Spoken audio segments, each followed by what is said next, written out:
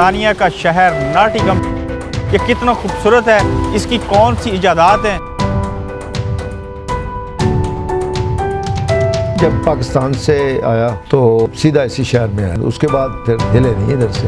खूबसूरत शहर है और इसकी आबोहवा बहुत अच्छी है। वो चूंकि वाहिद विलन है जो हीरो है फिल्मी दुनिया में। रॉबिन हुड एक डाकू मगर गरीबों की देखभाल करने वाला। Welcome to Nottingham.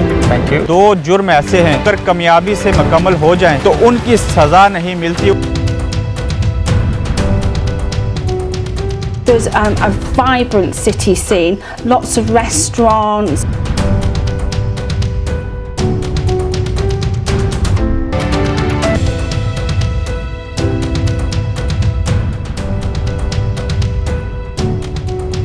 जहाँ भी ये पाकिस्तानी गए उन्होंने अपने कल्चर, अपने फूड, अपने टेस्ट को बहाल रखा है, जिसकी एक एग्जांपल ये चाय वाला। बहुत बड़ा इस चीज़ में बिलीवर हम लोग यहाँ रहते हैं, ये हमारा वतन है, हम यहाँ के घर है।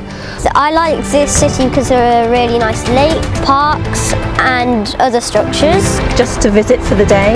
It's a nice city. I like coming here. जदीद और आला वैरायटी की जो अदवायात हैं वो शहर में तैयार होती। Nottingham university.